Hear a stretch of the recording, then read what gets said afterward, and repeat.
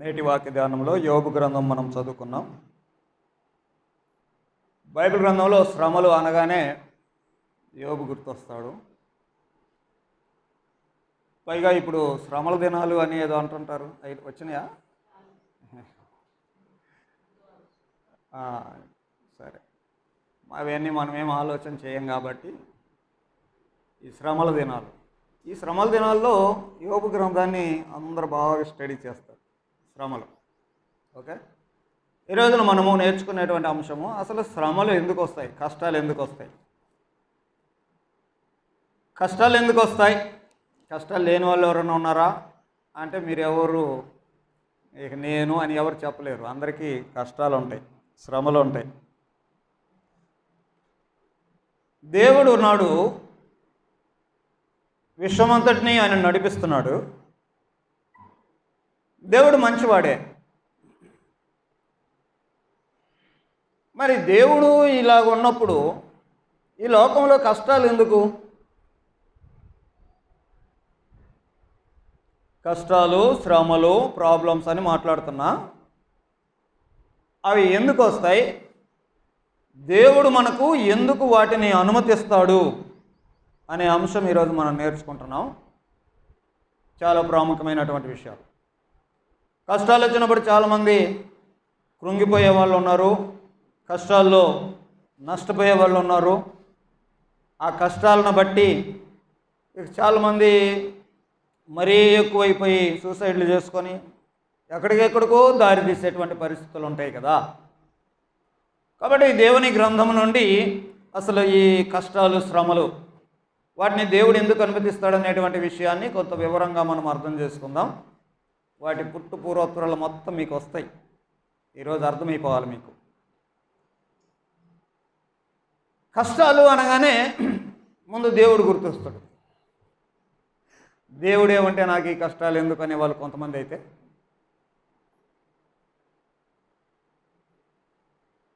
కొంతమందికి సందేహం ఏంటంటే దేవుడే ఉంటే ఎందుకు ఈ కష్టాలు అని కొంతమందికి. పైగా దేవుణ్ణి కొంచెం ఎరిగి ఆయన సర్వశక్తిమంతుడు అనేటువంటి నమ్మకం కలిగినటువంటి వారికి ఈ డౌట్ ఇంకా ఎక్కువ రావచ్చు. ఎందుకని? ఆయన సర్వశక్తిమంతుడైతే ఏదైనా చేయగలుగుతాడు కదా, ఓకే. మరి ఏదైనా చేయగలిగిన సర్వశక్తిమంతుడు ఉండగా మనకు ఈ కష్టాలు ఎందుకు అనేది ఇంకొక పాయింట్.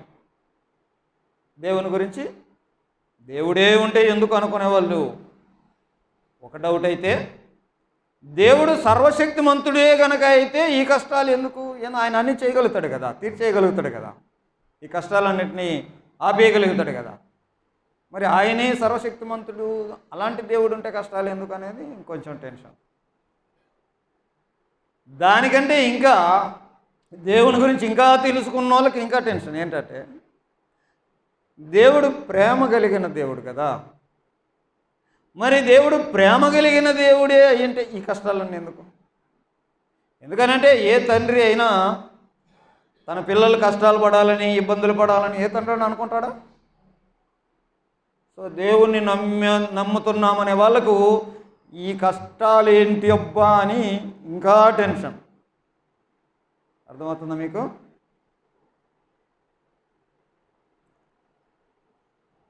యోబు గురించి గ్రంథం రాసింది. బైబిల్ గ్రంథంలో యోబులాగా శ్రమలు పడి కష్టాలు పడ్డటువంటి వారు లేరు.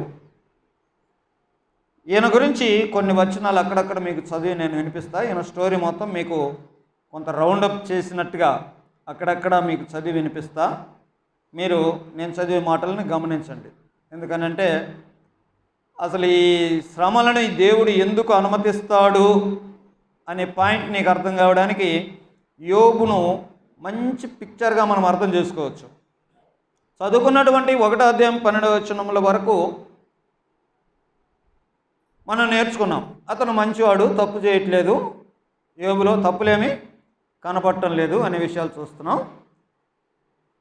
తర్వాత 6వ వచనం నుండి సాతానికి దేవునికి జరిగినటువంటి సంభాషణలో మరి దేవుడు నా కుమారుడైన యోబు సంగతి చూసావా నా కుమారుడు ఎలాగున్నాడో అన్నట్టుగా దేవుడు తన బిడ్డ గురించి గొప్పగా మాట్లాడితే సాతానుడు ఏమన్నాడు, ఏం ఊరకనే చేసావా, నువ్వు అన్నీ ఇచ్చావు కాబట్టి హ్యాపీగా ఉన్నాడు అని అతను అన్నట్టుగా చూస్తాం. ఓకే, ఊరకే దేవుని అందుకు భయభక్తులు కలిగించిన అతని ఇంటి చుట్టూ నువ్వు కంచె వేశావు, నీవు అతని చేతి పనిని దీవించుట చేత అతను ఇలాగ ఉన్నాడు అని సాతాను చెప్పాడు.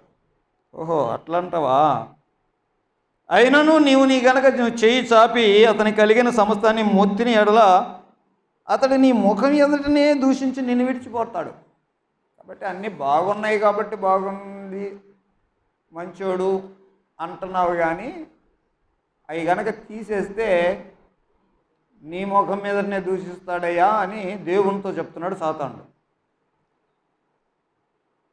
అప్పుడు యెహోవా, ఇదిగో అతనికి కలిగిన సమస్తం నీ వశమైంది, అతనికి ఏమాత్రం హాని చేయకూడదు అని అపవాదికి సెలవీయగా వెళ్ళిపోయాడు. ఇది జరిగింది. సరే, అతనికి కలిగినవన్నీ తీసేసాయి అని అంటే ఆ తర్వాత అధ్యాయంలో ఉన్నవన్నీ వెళ్ళిపోతాయి కదా. ఇదేంటో ఒక్కడే మిగులుతాడు, ఒక్కడే వచ్చి అయ్యా యోబు అన్నీ పోయినాయి నేను ఒక్కడినే మిగిలిన నీకు చెప్పడానికని వస్తాడు. స్టోరీ మీకు తెలుసు కదా. 1వ అధ్యాయం పూర్తవుద్ది. 2వ అధ్యాయం, దేవదూతలు యెహోవా సన్నిధిని నిలుచుటకై వచ్చి మరొక దినం తటస్థించగా వారితో కూడా అపవాది యెహోవా సన్నిధిని నిలుచుటకు వచ్చాడు. యెహోవా నీవు ఎక్కడి నుంచి వచ్చితివి అనగా సేమ్ డైలాగ్ చెప్పాడు. 3వ సంగతి, నీవు నా సేవకుడైన యోబు సంగతి ఆలోచించుతావా, అతడు యథార్థవంతుడు న్యాయవంతుడు దేవుని యందు భయభక్తులు కలిగి చెడుతనాన్ని విసర్జించిన వాడు భూమి మీద అతని వంటి వాడు ఎవరు లేడు. దేవుడు ఎంత గొప్పగా చెబుతున్నాడు తన పిల్లల గురించి. నిష్కారణంగా అతన్ని పాడు చేయుటకు నీవు నన్ను ప్రేరేపించితివి అని అతడు ఇకనూ తన యథార్థవంతను వదలక నిలకడగా ఉన్నాడు. చూడు, అన్నీ పోయినాయి, అన్నీ పోయినా కానీ యోబులో ఎక్కడ పొరపాటు కనపడలేదు, నిలకడగా ఉన్నాడని చెప్పాడు. సరే, అన్నీ ఉన్నాయా, సరే అని అపవాది ఏమంటాడు, చర్మము కాపాడుకొనుటకై చర్మము, తన ప్రాణాన్ని కాపాడుకొనుటై తనకు కలిగిన యావత్తును నరుడు ఇచ్చును కదా, ఇంకొకసారి నీవు చేయి చాపి అతని ఎముకలను అతని దేహాన్ని మొత్తిన ఎడల అతడి నీ ముఖం ఎదుటనే నిన్ను దూషిస్తాడు అని అంటే అనారోగ్యం వచ్చేస్తుంది. ఉన్న ఆస్తులు పోయినాయి, మరలా సెకండ్ టైంలో అయిపోయినాయి. తర్వాత అతను అనారోగ్యం అయిపోయింది, ఒళ్ళంతా కురుపులు, భార్య కూడా వచ్చింది. ఇంకా ఏం దేవుడు అంటావయ్యా, ఇన్ని కష్టాలు అనుభవిస్తాయి, ఉన్నాయన్నీ పోయి ఆరోగ్యం పోయి ఇంకా దేవుడు అంటావే, ఇప్పటికైనా దూషించు అని అంటే యోబు నోటి మాట వలన కూడా తప్పు చేయలేదు, దూషించలేదు అని అన్నాడు. చూడండి కష్టాలు ఎట్లా వచ్చాయి తనకి. అన్ని కష్టాల్లో కూడా అతను తప్పు చేయలేదనే విషయాలు ఈ 1-2 అధ్యాయాల్లో మనకు అర్థమవుతుంది. 31వ అధ్యాయంలో 31వ అధ్యాయం చదువుదాం. 31వ అధ్యాయంలో ప్రారంభం నుంచి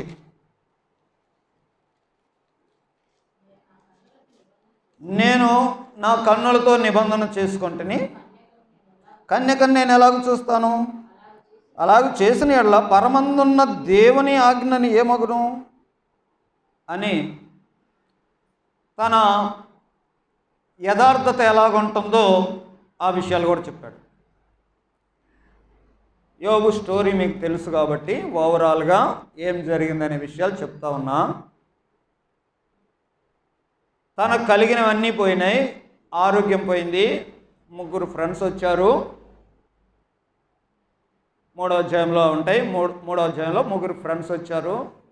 నువ్వు ఇంతగా కష్టాలు అనుభవిస్తున్నావని అంటే నీలాంటి దుర్మార్గుడు ఇంకొకడు ఉన్నాడు అని ఫ్రెండ్స్ అన్నారు. యోబు అయితే మాత్రం నోటి మాట వల్ల కూడా తప్పు చేయలేదు. కానీ ఫ్రెండ్స్ ఏమంటున్నారు, నువ్వేదో చాలా ఘోరం చేసి ఉంటావు, అందుకే దేవుడు నిన్ను ఇంత పాలు చేశాడు అని వాళ్ళు అంటున్నారు. మనం లాస్ట్ వీక్ మెసేజ్ మీకు గుర్తుందా? ఫిలాసఫీ గురించి మాట్లాడుకున్నాం మనం. వాళ్ళ అన్న మాట రైట్గా అనిపిస్తుంటుంది కదా. ఫిలాసఫీతో మోసపోకూడదు అని పోయిన వారం నేర్చుకున్నాం. సరే, ఇప్పుడు ఈ ఫ్రెండ్స్ వచ్చారు, న్యాచురల్గా మాట్లాడుతున్నారు. ఏమని, నువ్వు చాలా తప్పు చేసింటావు, ఏదో దేవునికి భలే విరుద్ధంగా ఏదో చేసింటావు, నీలాంటి దుర్మార్గుడు ఇంకొకటి లేడు. ఎందుకనంటే ఇంత నష్టం వచ్చిందనంటే దేవుడు నేను ఇంత దెబ్బ కొట్టాడంటే నీదేదో చాలా తప్పు ఉంటుంది అంట. అతనేమంటున్నాడు, నేనేం చెప్పినాను, నేనేం రైట్గా ఉన్నా అంటే తనను తాను తప్పులేమీ నా దగ్గర లేవు అని 31వ అధ్యాయంలో నేను ఇట్లా నిబంధన చేసుకున్నా, పరస్త్రీని నేను చూడను, ఒకవేళ వేరే ఆమె దగ్గరికి పోతే నా భార్య దగ్గరికి వేరే వాళ్ళు వస్తారు, చాలా మాటలు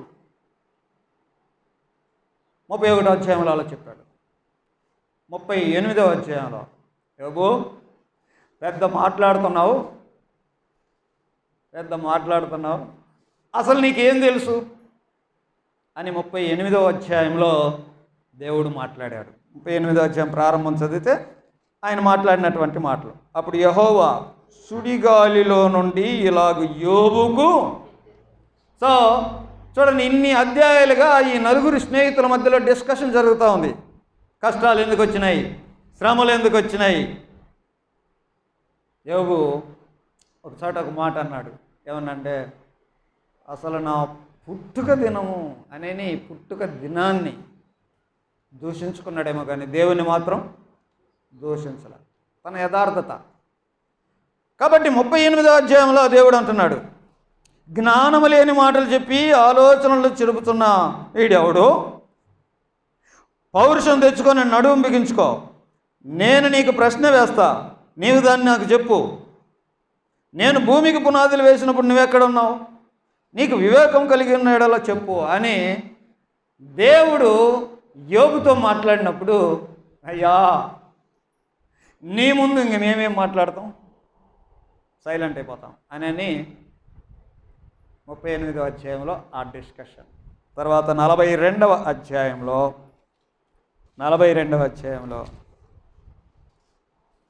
అప్పుడు యోబు యెహోవాతో ఇలాగ ప్రత్యుత్తరం ఇచ్చాడు, నీవు సమస్త క్రియలను చేయగలవనియో, నీవు ఉద్దేశించినది ఏదియో నిష్ఫలము కానేరదనియో నేను ఇప్పుడు తెలుసుకుంటుని.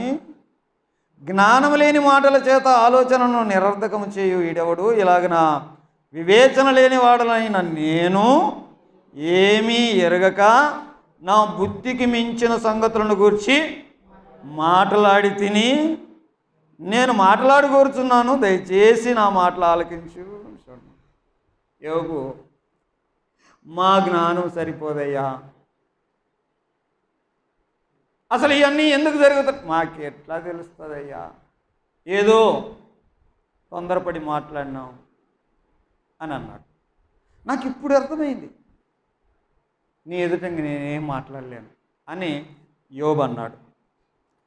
తర్వాత 9వ వచనం, తేమానీయుడైన ఎలీఫజును, షూహీయుడైన బిల్దదు, నయమాతీయుడైన జోఫరు పోయి యెహోవా తమకు ఆజ్ఞాపించినట్టు చేయగా యెహోవా వారి పక్షాన యోబును అంగీకరించాడు. మరియు యోబు తన స్నేహితుల నిమిత్తం ప్రార్థన చేసినప్పుడు యెహోవా అతని క్షేమస్థితిని మరలా అతనికి దయచేసెను. మరి యోబుకు పూర్వము కలిగిన దానికంటే 2 అధికముగా యెహోవా అతనికి దయచేసెను. ఇది యోబు ఓవరాల్ పిక్చర్. ఎన్ని కష్టాలండి, ఆ కష్టాలు ఎందుకు వచ్చినాయి అనేటువంటి డిస్కషన్ ఎన్ని అధ్యాయాలు నడిచింది. ఆ అధ్యాయాల్లో యోబు యొక్క ఆనెస్టీ కనపడుతుంది. దేవుడు అడిగితే నీ ముందు, నీ జ్ఞానం ముందు, నీ కార్యాల ముందు అసలు ఏందో మాకేం అర్థమవుతాయి, మాకేం తెలియదయ్యా, అంతా నీదే అన్నాడు. Okay, God bless you, double blessing ఇచ్చాడు. ఇది యోబు యొక్క స్టోరీ. ఇందులో మనం నేర్చుకునేది మన అంశం ఏంటి? అసలు ఎందుకు వస్తాయి ఆ కష్టాలు? ఇప్పుడు చెప్పండి, యోబుకి ఎందుకు వచ్చినాయి కష్టాలు?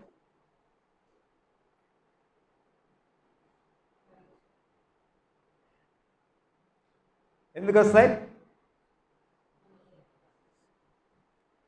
కష్టం అనేది దేవుడు ఉద్దేశించింది కాదు. శ్రమలు, కష్టాలు, బాధలు ఇవన్నీ దేవుడు ఉద్దేశించింది కాదు. దేవుడు ఎప్పుడు తన పిల్లలు హ్యాపీగా ఆనందంగా ఉండాలని దేవుడు కోరుకునేవాడు. ఆదాము ఫస్ట్ తప్పు చేసినప్పుడు చక్కని ఏదెన్ తోటలో హాయిగా ఉంటున్నటువంటి మనిషి తప్పు చేశాడు. తప్పు చేస్తే ఇప్పుడు నువ్వు వ్యవసాయం చేస్తావు, కానీ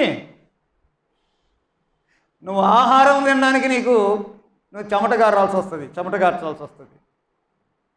నువ్వు పంటలు వేస్తావు, కానీ అది కూడా గచ్చ పొదలు మొలుస్తాయి. వచ్చినాయి కష్టాలు.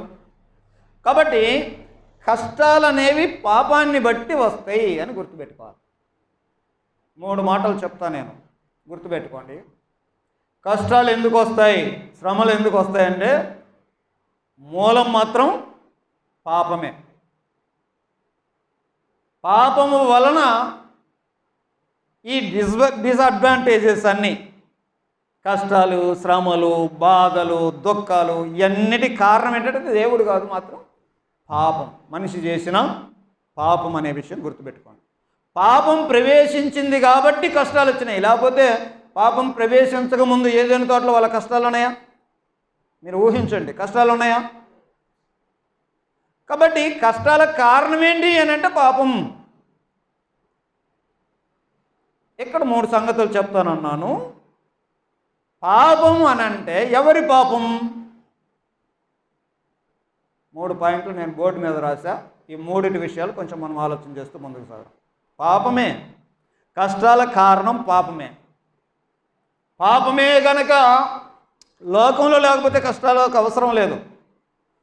అయితే మరి ఆ పాపం అంటే ఎవరి పాపం వల్ల కష్టాలు? మొదటి మాట, సొంత పాపాలు. ఎవరికి వారు చేసుకునేటువంటి తప్పులు, ఎవరికి వాళ్ళు చేసుకునేటువంటి పాపమును బట్టి వాళ్ళ కష్టాలు వస్తాయి. ఏమంటారు మీరు?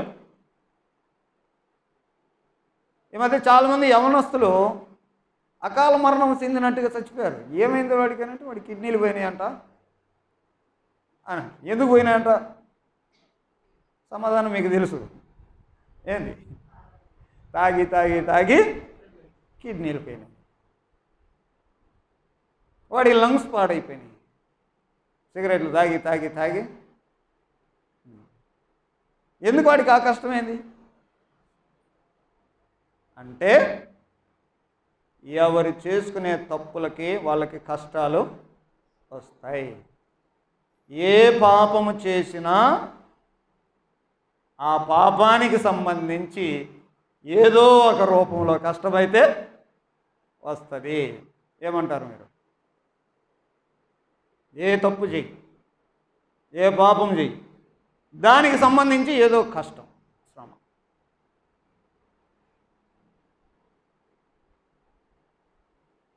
ఏదో తప్పు చేసావు, పోయి జైల్లో పడ్డావు, ఏమిరా ఆ బాధలు నీకు? తప్పు చేశాము. అలాగా ఒకటి, సొంత పాపాల వల్ల, ఎవరు చేసిన పాపాల వల్ల వాళ్ళకి కష్టాలు వస్తాయి. ఇది గుర్తుపెట్టుకుంటాం. రెండవ మాట, ఇతరులు చేసిన తప్పుల వల్ల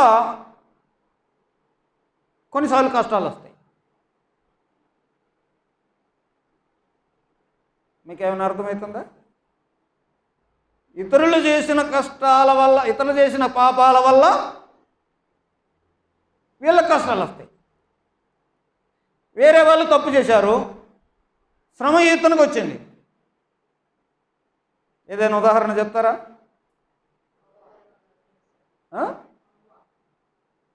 హవ్వనా? ఏం చేసిందో? ఆమె చేసిన వల్ల ఈయనకు పడింది. దొరుకుతుంది కదా. మన లోకంలో ఏమైనా ఎగ్జాంపుల్ చెప్తారా? యుద్ధాలు వస్తాయండి. ఆ లీడర్కి ఈ లీడర్కి పడలా. యుద్ధం జరిగింది, ప్రజలు నష్టపోతున్నా. ఎందుకు ఇలా కష్టాలు? ఆయనకి పడలే, నాయకులకు. ఆ దేశం ఏదో అన్నది, ఈ దేశం ఏదో అన్నది, మొత్తం మీద యుద్ధం వచ్చింది. ఈ మధ్య యుద్ధాలు చాలా భీకరంగా జరిగాయి కదా. ప్రజలు ఎన్ని ఇబ్బందులు పడ్డారు, ప్రజలకు ఎన్ని కష్టాలు వచ్చినాయి, ప్రజలు ఎంత శ్రమలు పడ్డారు. కారణం ఎవరు? వీళ్ళదా తప్పది? కాబట్టి ఇతరులు చేసేటువంటి తప్పుల వల్ల, పాపాల వల్ల వచ్చేటువంటి ఆ పాపాలు. ఇంకా మీకు కొన్ని ఇంకా అర్థం కావడానికి, ఒక అమ్మాయి హైదరాబాద్లో స్కూటీ అక్కడ పెట్టి మళ్ళా ఆ స్కూటీ కోసం వచ్చితే ఆ అమ్మాయిని తీసుకుపోయి ఆ అమ్మాయిని పాడు చేసి అంత చేశారు. ఢిల్లీలో నిర్భయ అనే ఒక కేసు. ఇప్పుడు ఆ అమ్మాయి తప్పు ఏముంది? ఇతరులు చేసేటువంటి తప్పుల వల్ల వచ్చే కష్టాలు. ఏమై కష్టపడిందా లేదా? ఏమైకి శ్రమలు వచ్చినాయా లేదా? ఇలాంటివి మనం చూడవచ్చు. ఇంకా చాలా, ఒకటి కాదండి. ఇప్పుడు ప్రపంచ ఆరోగ్య సంస్థ ఏం చెప్తుందంటే, ప్రపంచ ఆరోగ్య సంస్థ ఏం చెప్తుంది అనంటే, మనుషులు అందరికీ సరిపడా ఆహార పదార్థాలు ఫుడ్ కార్పొరేషన్లో ఉన్నాయి. మనుషులకు కావలసిన ఆహార పదార్థాలన్నీ ఉన్నాయంట, స్టాకు ఉన్నాయి, కొరత ఏం లేదు. మనుషులు తినడానికి అందరూ మనుషులు ఎన్ని కోట్ల మంది ఉన్నారో అందరికీ సరిపడా ఆహారం ఉంది. కానీ మరి ఆకలి సావులతో చచ్చే వాళ్ళు ఉన్నారు. అది ఎలా? ఒక విందు చేస్తే 100 మంది ఆహారం వేస్ట్ అయిపోతుంది. అక్కడ ఆ 100 మంది తిండి లేక చస్తున్నారు. పడేసిన వాళ్ళు ఎవరో వాళ్ళు తినాల్సిన ఆహారాన్ని వీళ్ళు పడేశారన్నమాట. అర్థమవుతుందా? ఇలాగన ఇతరులు చేసేటువంటి పాపాల వల్ల వచ్చే కష్టాలు. మూడవది, మనం చేసే పాపాలు కాకపోవచ్చు, లేదు వేరే మనుషులు చేసేటువంటి పాపాలు కాకపోవచ్చు, వీటికి సంబంధం లేకుండా మరలా పాపాలు కొన్ని వస్తాయి.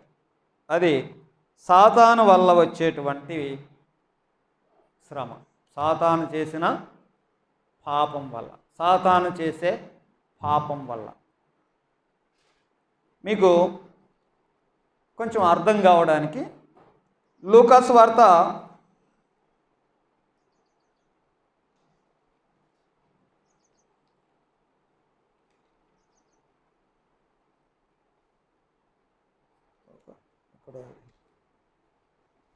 11 బైబిల్లో మనం ఆ స్టోరీలు చూస్తూ వెళ్తే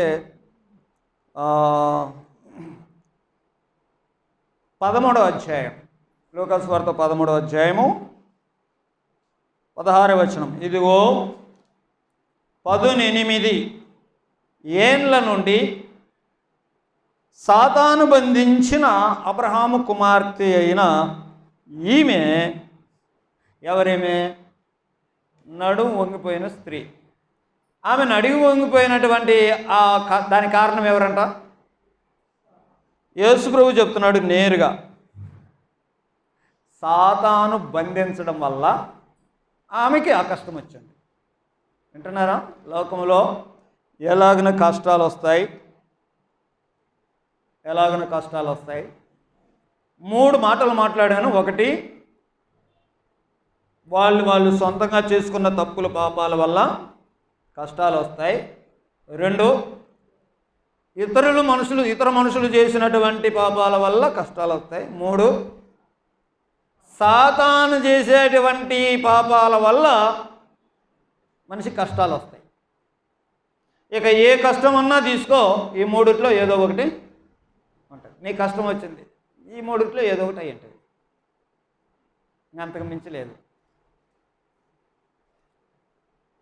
సరే, ఇందాక నేను అడిగా యోబుకు కష్టాలు ఎందుకు వచ్చాయని. మీరందరూ సైలెంట్గా ఉన్నారు.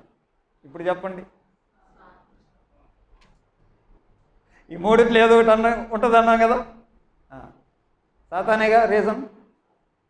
అది ఆయన తప్పు కాదు, లేకపోతే తన ఫ్రెండ్స్ తప్పు కూడా కాదు కదా.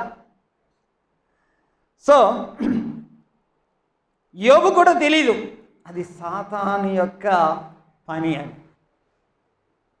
ఆ కష్టాల వెనక వాడు సాతానుడు ఉన్నాడు అనే సంగతి యోబుకు కూడా తెలియదు. చాలామందికి తెలియదు ఎందుకు కష్టాలు వస్తాయి. ఈమెకు తెలుసా? నడుము వంగిపోయిన స్త్రీకి తెలుసా? తెలియదు.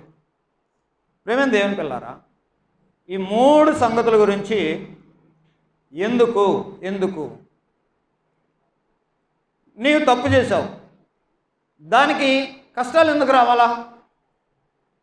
ఏదో నువ్వు ఆనందం కోసం, నువ్వు ఏదో సంతోషం కోసం అనుకొని ఉంటావు. మరి దానికి ఎందుకు రావాలా, కష్టం ఎందుకు రావాలా అని అంటే, ఒకటి, నీవు గనక తప్పు చేసినప్పుడు ఆ కష్టం పెట్టకపోతే అది తప్పు అని నీకు తెలియదు. కిడ్నీలు పాడు అవ్వవు అనుకో ఎంత దాగినా. ఎలాగైనా సారాయి తాగి తాగుబోతులు అవ్వడం తప్పు అని తెలుస్తుందా? గుర్తుపెట్టుకుంటే, ఒకటి, మనల్ని డిసిప్లైన్ చేయడానికి దేవుడు పెట్టిన శ్రమలు ఎందుకు, కష్టాలు ఎందుకు, అప్పుల పాలైపోయినాయి. ఎందుకు అయిపోయినాయి? ప్యాకెట్ ఆడిందంట, ఉన్న డబ్బులన్నీ పోయినాయంట. ఏంది మరి ఆ కష్టం, పేదరికం ఎందుకు వచ్చింది? తప్పు చేశాను. ప్రేమ దేవుని పిల్లారా, ఎందుకు నువ్వు చేసిన దానికి ఎందుకు అలాంటి శ్రమ రావాలి అని అంటే, దేవుడు అంటున్నాడు, నువ్వు ఏదో తప్పు చేసావు, నువ్వేదో పాపం చేసావు, అది నీకు అర్థం కావాలా, అది నువ్వు తెలుసుకోవాలా, అందుకని నీకు ఈ కష్టం పెట్టా అని అంటాడు. మనకి ఏదైనా కష్టం వచ్చినప్పుడు ఫస్ట్ ఆలోచన చేయాల్సింది, నా దగ్గర ఏదైనా పొరపాటు ఉందా? అర్థమవుతుందా? నా దగ్గర ఏమైనా పొరపాటు ఉందా? ఇంతకుముందు నేను ఒకసారి మాట్లాడా, నొప్పి అనేది దేవుడు మనకిచ్చిన గొప్ప ఆశీర్వాదం అని. నొప్పి, శరీరంలో ఏదో నొప్పి ఉంది అని అంటే అర్థం ఏంటి? లోపల ఏదో ప్రాబ్లం ఉంది. దేవుడు నొప్పి అనేదాన్ని లేకుండా చేశాడు అనుకో, ఎప్పుడు చస్తావో తెలియదు, ఎందుకంటే లోపల ప్రాబ్లం ఉంది కదా. సో ఆ నొప్పి ఉండడాన్ని బట్టి ఏమైపోతుంది, ఓ నా లోపల ఏదో ప్రాబ్లం ఉంది అని తెలుసుకోవడానికి. ప్రేమ దేవుని పిల్లారా, నువ్వు చేసిన తప్పుకి ఎందుకు నువ్వు శ్రమలు అనుభవిస్తున్నావు అని అంటే, నంబర్ 1, అది మనకి పాఠం నేర్పడానికి. ఏదో పొరపాటు ఉంది, నా దగ్గర ఏదో పొరపాటు ఉంది, నేనేదో తప్పు చేస్తున్నాను అనే విషయాల్ని మనం పరీక్ష చేసుకోవడానికి దేవుడు అలాంటి శ్రమలు పెట్టాడు. శ్రమలు కనుక లేకపోతే మేము తప్పు చేస్తున్నాము అనే విషయాన్ని అర్థం కాదు. వాడికి ఊపిరితిత్తులు పాడైపోయినాయి. ఏంది? వాడు తప్పు చేశాడు. గుప్పులు సిగరెట్ తాగి వాడికి ఎయిడ్స్ వచ్చింది. తప్పులు చేస్తున్నాడు. కాబట్టి అలాంటి శ్రమలే గనక ఆయన పెట్టకపోతే చేసే తప్పులు మనిషికి అర్థం కావు. అందుకని ఎవరు తప్పు చేసినా, ఎవరు పాపం చేసినా ఆ పాపానికి సంబంధించినటువంటి శ్రమ, కష్టాన్ని దేవుడే అనుమతిస్తాడు. శ్రమలు ఎందుకు వస్తాయంటే అందుకు వస్తాయి, నీకు పాఠం నేర్పుతాయి. ఇది సొంత పాపాల వల్ల వచ్చేటువంటి పాఠం. నువ్వేదో తప్పు చేస్తే అదేదో నీకు జరుగుతుంది. రెండవ మాట, ఇతరులు చేసిన పాపాల వల్ల నేను ఎందుకు కష్టపడాలా? ఇతరులు తప్పు చేస్తే కష్టాలు వస్తాయన్నావు కదా, మరి నేను ఎందుకు కష్టపడాలా అని అంటే ఇక్కడ నేర్చుకోవాల్సిన అంశం ఏంటంటే, ఇతరులు అంటే ఎవరు? సాటి మనుషులు. గుర్తుపెట్టుకోండి, సాటి మనుషులు. దేవుడు మనుషులందరినీ ఆయన పిల్లలు, దేవుని పిల్లలు అందరూ ఆయన పిల్లలేగా. ఆయనే తండ్రి అని బైబిల్ గ్రంథం చెప్తా ఉంది. మనం ఆయన వల్ల పుట్టిన వారం. మనుషులందరూ ఆయన పిల్లలే.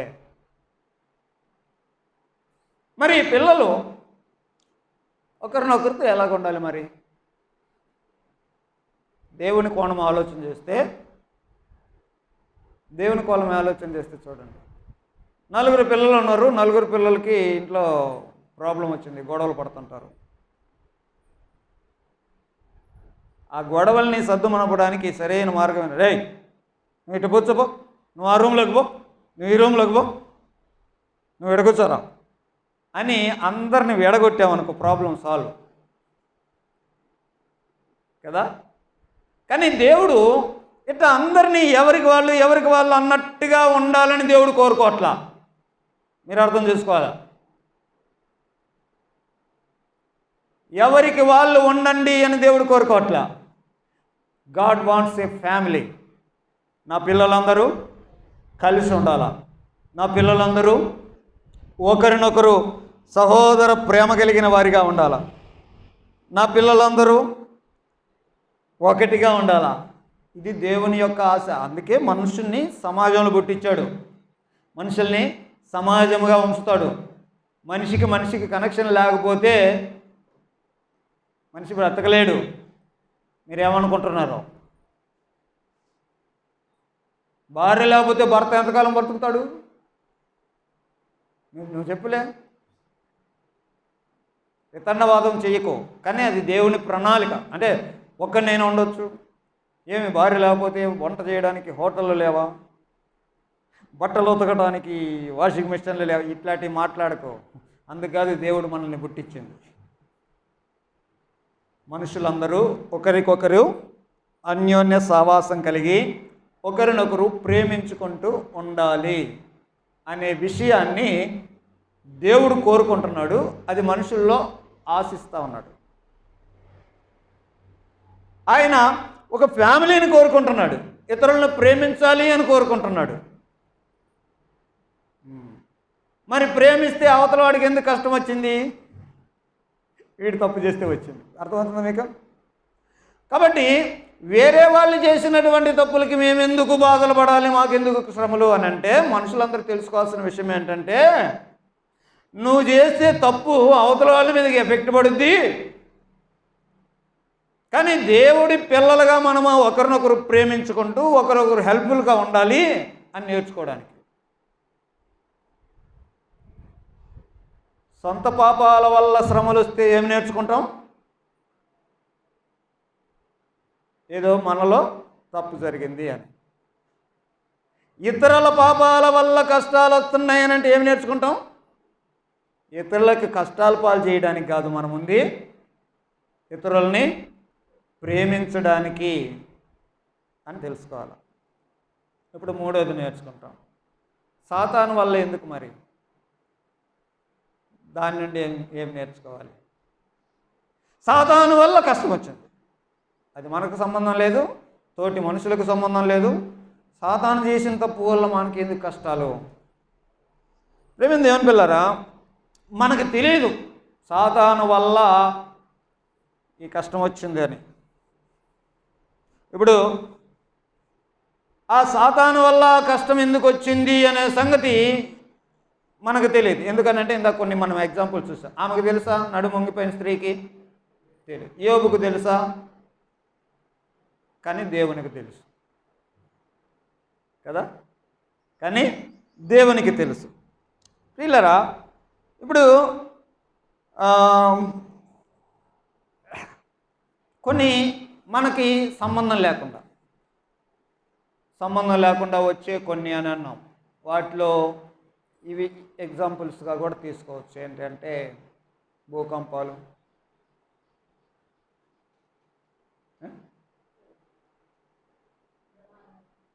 అలాంటివి చాలా జరగవచ్చు. సరే, ఇప్పుడు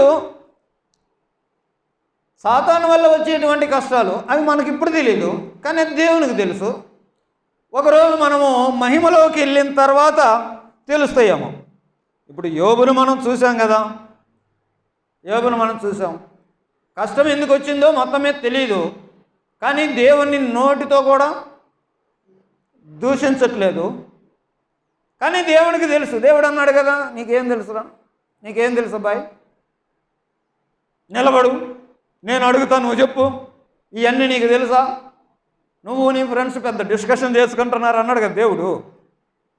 అప్పుడు యోబు ఏమన్నాడు, మాకేం తెలుసయ్యా, మేమెంత మాత్రమయ్యా అని అన్నాడు కదా. కాబట్టి అన్నీ మనకు తెలియదు. ఇప్పుడు సాతాను ఏమన్నాడు, యోబుకు అన్నీ ఇచ్చాడు, దేవునితో అన్నాడు అన్నీ ఉన్నాయి కాబట్టి భయభక్తులు కలిగి ఉన్నాడు అని అన్నాడు. దేవుడు ఏమన్నాడు, తీసేసుకో. యోబు హానెస్ట్. అవన్నీ ఎందుకు జరుగుతున్నాయి అనే విషయం మాత్రం ఆయనకి,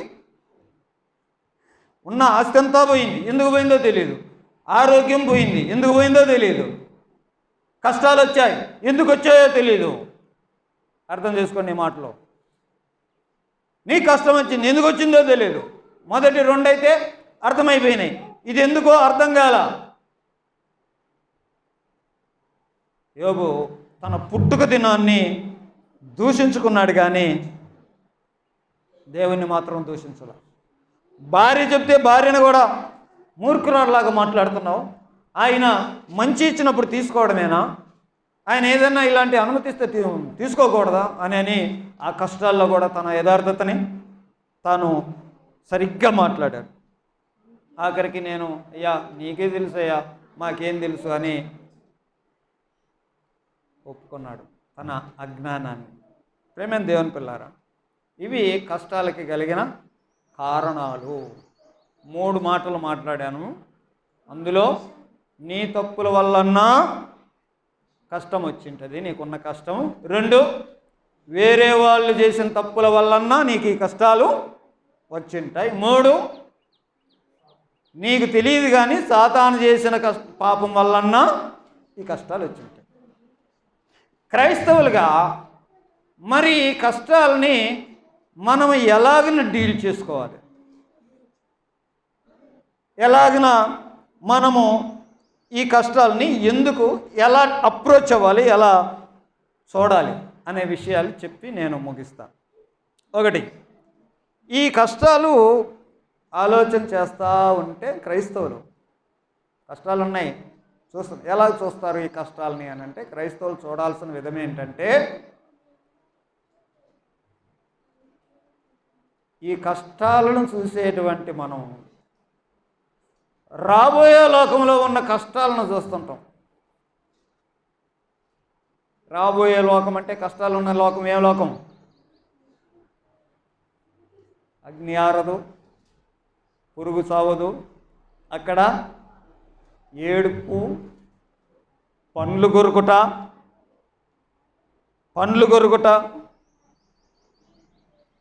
అనగా క్రైస్తవులు కష్టాలను ఎలా చూస్తారనంటే, ఎలా చూడాలి అని అంటే, నరకానికి పోతే అక్కడ ఎంత కష్టం, ఆ కష్టం ఉంది, ఇది ఒక కష్టమా అన్నట్టు చూడాలి. దయచేసి గమనించండి, కష్టాలు అనేవి లోకంలో వస్తూనే వస్తాయి. నీ తప్పుల వలన వస్తాయి, వేరే వాళ్ళ తప్పుల వలన వస్తాయి, లేకపోతే సాతాను వల్ల అయినా వస్తాయి. దేవుని నమ్ముకోండి, మీ కష్టాలు అన్నీ పోతాయి అనే మాట నిజమా అబద్ధమా? ఏమంటారు? దేవుని నమ్ముకుంటే కష్టాలన్నీ పోతాయి.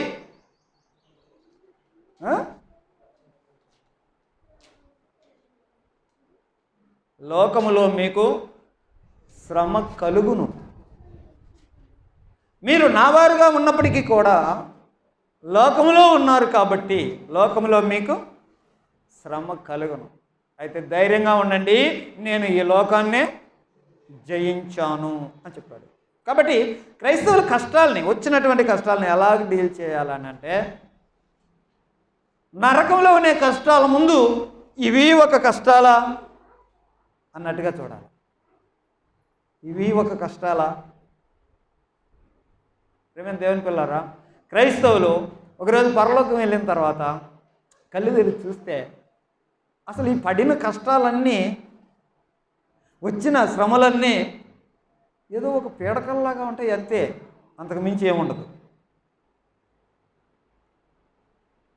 కష్టాలను పట్టుకొని అయ్యో అయ్యో అయ్యో అయ్యో అనేటువంటి స్థితి కాదు క్రైస్తవులు ఉండాల్సింది. అవి వస్తాయి, దానికి రీజన్స్ ఉన్నాయి.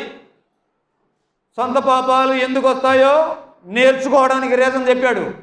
ఇతరుల వల్ల వచ్చే పాపాలు ఏం నేర్చుకోవాలో రీజన్ చెప్పాడు. సాతాను వల్ల వచ్చేటువంటి ప్రాబ్లమ్స్లో దేవుని సంగతులు అర్థం చేసుకోవడానికి యోబుని ఎలాగ ఎగ్జాంపుల్ చెప్పాడో అది అర్థం చేసుకోవాలి. అయ్యా నాకేం తెలుసు అయ్యా, ఇది ఎందుకు వచ్చిందో నాకేం తెలుసు, మేమేం మాట్లాడతాం, మాకేం తెలుసు అయ్యా అన్నాడు కదా. సో నీకే తెలుసు ఆ ప్రాబ్లమ్స్ని అలా డీల్ చేసుకోవడానికి. కాబట్టి కష్టాలు వచ్చాయి అని అంటే కృంగిపోవడం కాదు కావాల్సింది, వాటిని ఫేస్ చేసుకుంటూ ముందుకెళ్ళటమే. ఒక రకంగా క్రైస్తవులమైనటువంటి మనము ఒకవేళ నరకానికి వెళ్తే, తప్పులు చేస్తే నరకానికే వెళ్తాం. శ్రమలు కష్టాలన్నీ పాపాల వల్ల వస్తాయి అన్నాం. ఈ పాపాలు పెట్టుకొని నరకానికి వెళ్తే అక్కడెంత కష్టం. అమ్మయ్యా, దాని నుండి తప్పించబడ్డాను నేను. నెక్స్ట్ వరల్డ్లో రాబోయేటువంటి ఆ యుగంలో నరక బాధలు తప్పించుకుంటాం మనం. దాని ముందు ఇప్పుడు అనుభవించే ఈ బాధలు ఇవెంత? రోమీయులకు రాసిన పత్రికలో ఒక మాట చదువుదాం. రోమీయులకు రాసిన పత్రిక 8వ అధ్యాయం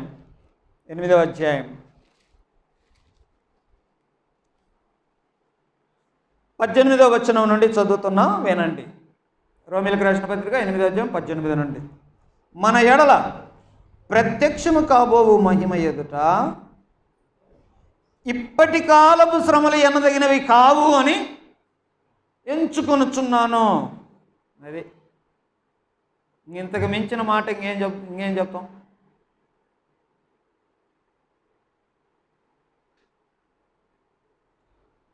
మన ఎడల ప్రత్యక్షము కాబోవు మహిమ ఎదుట. క్రైస్తవులారా, మీరు పరలోకానికి వెళ్ళేటువంటి వారు, ఇవన్నీ ఒక పీడకల అన్నట్టుగా ఫీల్ అయ్యేటువంటి వారు. ఈ భూమి మీద ఉన్నటువంటి కష్టాల వల్ల, అది నీ వల్ల నీ వల్ల రావచ్చు, వేరే వల్ల రావచ్చు, సాతాను వల్ల రావచ్చు, రావని మాత్రం లేదు అనే విషయం గుర్తుపెట్టుకోండి. దాని కొరకైనా ఒక మాట పరిశుద్ధ గ్రంథంలో చదువుదాము. యోహాను సువార్త 16వ అధ్యాయం, యోహాను సువార్త 16వ అధ్యాయం చివరి వచనం. నా యందు మీకు సమాధానము కలుగునట్లు ఈ మాటలు మీతో చెప్తున్నాను, లోకములో మీకు శ్రమ కలుగును. ఏ రూపంలో వస్తాయి? రావని ఉందా? ఎందుకు కష్టాలు అనేసరికి భయపడిపోతావు క్రైస్తవుడా? పాఠాలు నేర్చుకోవడానికి ఉపయోగిస్తున్నాడు కదా, కృంగిపోవద్దు. వచ్చాయి రాని, అది ఎందుకో కారణం అనేదాన్ని ఆలోచన చేసుకో, అంతే. దాని నుండి బయటికి రా. లోకములో మీకు శ్రమ కలుగును, అయినను ధైర్యము తెచ్చుకొనుడి, నేను లోకమును జయించి ఉన్నాను అనే మాట చూస్తా ఉన్నాం. కాబట్టి లోకము ఇదే శాశ్వతం, ఇదొక్కటే జీవితం, బతికినంతకాలం ఇక్కడే సుఖంగా బతకాలా అన్న నిరీక్షణ కలిగినటువంటి అన్యుల ఆలోచనలో ఎవరైతే ఉంటారో వాళ్ళకి ఇప్పుడు వచ్చేటువంటి కష్టాలు చాలా పెద్ద కష్టాలుగా ఉంటాయి. అర్థమైందా మీకు నేను చెప్పింది? ఇదే లోకం, ఇదే జీవితం, ఇది ఒక్కటే జీవితం, బతికినంతకాలం హ్యాపీగా జీవించాలి అనుకుంటారు చూడు అన్యుల ఆలోచనలో. వాళ్ళకి వచ్చే కష్టాలు అబ్బో అనుకుంటాడు. కానీ క్రైస్తవులు ఈ లోకం మాత్రమే కాదు కదా. కొరింథీయులకు రాసిన పత్రికలో ఇంకొక మాట చదువుదాం. 15వ అధ్యాయం 19వ వచనం. ఈ జీవితము మట్టుకే, ఈ జీవిత కాలం మట్టుకే మనము క్రీస్తునందు నిరీక్షించు వారమైన ఎడల మనుషులందరికంటే దౌర్భాగ్యులమగుదము.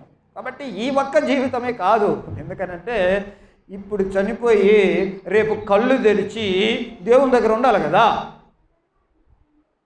సో నిరీక్షణ, మనకి పర సంబంధమైన నిరీక్షణ ఉంది. తీర్పు జరగబోతుందనే నిరీక్షణ ఉంది. యేసు రాబోతున్నాడనే నిరీక్షణ ఉంది. ఆయనతో పాటు సదాకాలం నివసించే యుగ యుగాల సంతోష ఆనందాలతో కూడిన పర సంబంధమైన నిరీక్షణ ఉంది.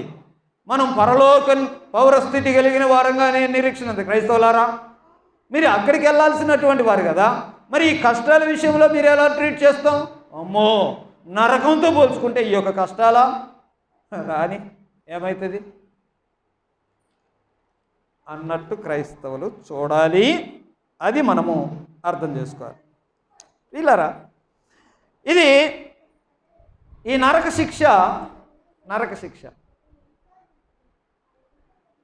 శిక్ష వచ్చింది అని అంటే దేనికి కారణం ఏంటది? ఆ నరకంలో శ్రమ అనుకో. నరకంలో ఏమేమి ఉంటాయి? ఇందాక చెప్పుకున్నాం కదా, వేదన, ఇంకేమేమి ఉంటాయి? పండ్లు కొరుకుట, ఏడుపు, బాధ. ఏడుపు ఎప్పుడు వస్తుంది చెప్తారా మీరు కొంచెం? బాధ ఎక్కువైతే వస్తుంది. కోపం ఎప్పుడు వస్తుంది? ఏంది ఎప్పుడు రాదా ఏమి నీకు? మరి అటు చూస్తుందేమి?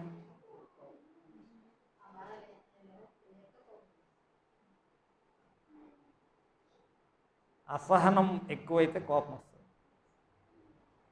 రెండు ఒకేసారి ఉంటాయా? ఇప్పుడు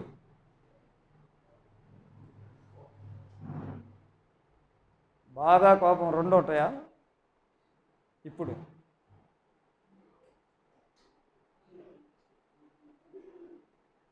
ఎప్పుడన్నా వచ్చిందా? రెండు ఒకేసారి కలిపి వచ్చినాయా మీకు ఎప్పుడన్నా? ఏం చెప్పరండి? రెండు కలిసి వచ్చినాయి ఎప్పుడన్నా? అయితే బాధపడతావు, లేకపోతే కోపపడతావు.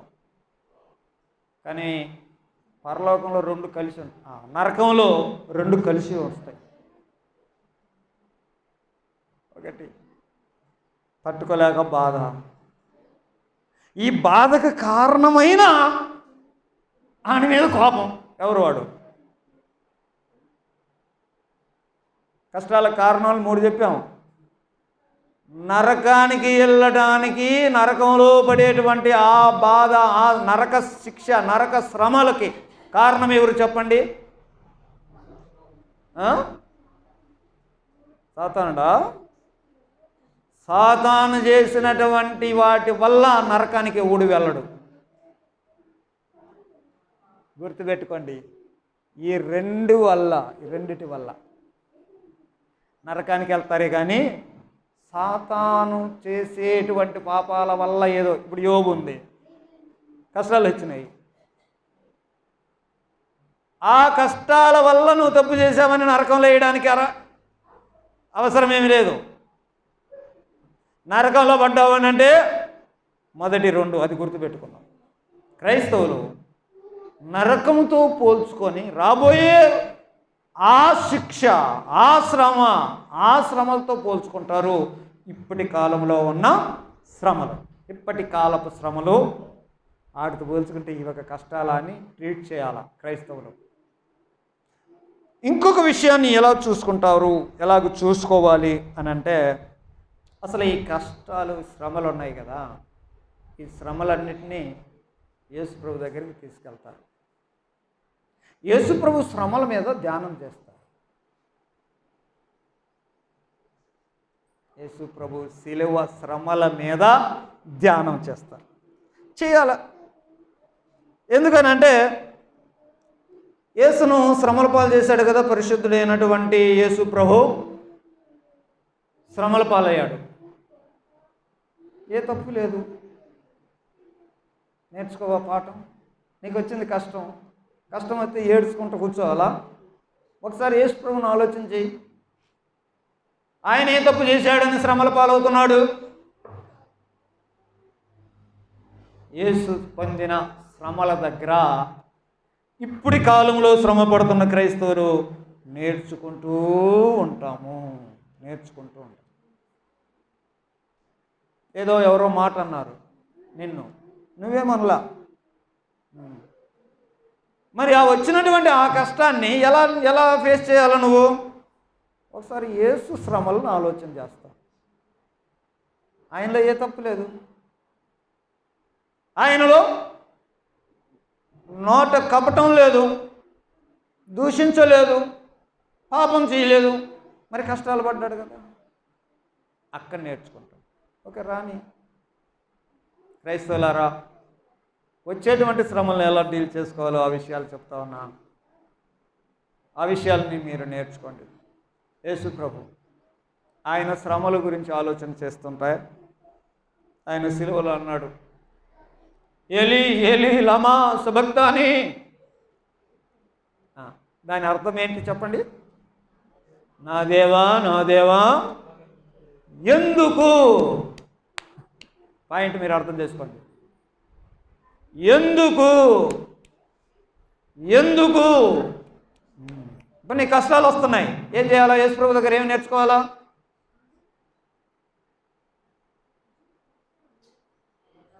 ఎందుకు ఎందుకు ఏమైనా దేవుని పిల్లారా, కష్టాలు వస్తున్నాయి సరే, యేసు ప్రభుకు తెలుసు అది ఏంటి జరగబోయేవి తెలుసు. గెత్సెమనే తోటలో ప్రార్థన చేస్తూ ఉంటే చెమట కూడా రక్తపు బిందువు వలె అయింది. అంత శ్రమ ఆయన అనుభవించాడు. ఆఖరికి ఆ శ్రమలలో అసలు ఎందుకు తెలుసు ఆయనకి, కానీ శ్రమలు ఎక్కువైపోయి ఎందుకు చేయి విడనాడితివి అని అన్నాడు. వీళ్ళరా ఎందుకు? సరే, యేసు ప్రభు ఎందుకండి దేవుడు విడిచిపెట్టింది ఎందుకు? ఈ సువార్త ద్వారా ఎంతోమంది రక్షణలోకి రావాలి.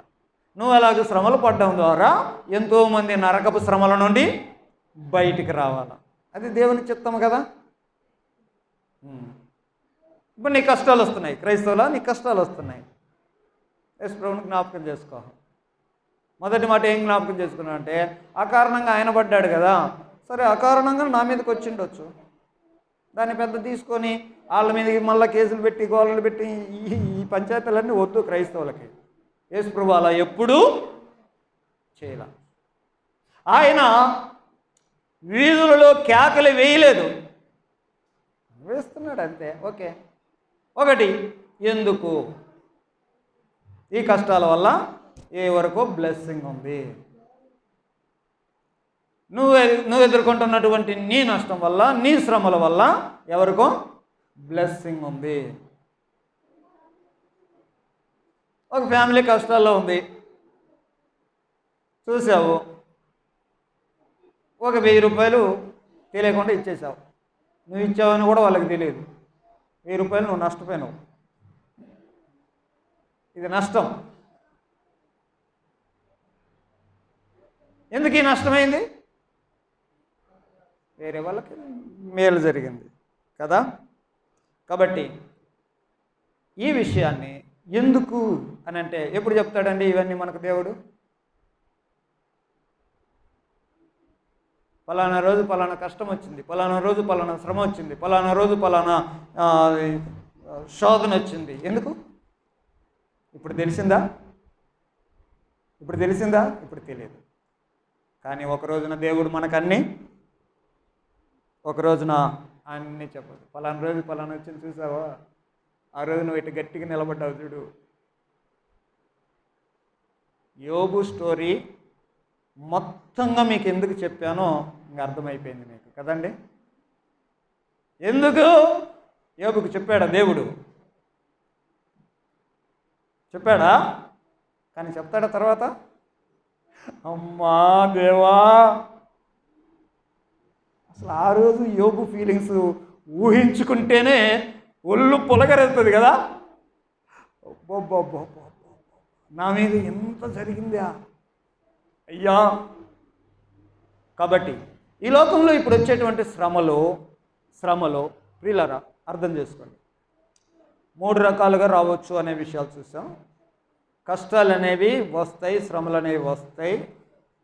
ఆ వచ్చిన వాటిని క్రైస్తవులుగా మనం ఎలా డీల్ చేయాలనే దానికి 2 కోణాల్లో చూడాలి అని చూసాం. ఒకటి, నరక శిక్ష కంటే ఈ కష్టాలేమీ ఎక్కువ కాదు అన్న కోణంలో ధైర్యంగా ముందుకెళ్ళాలా.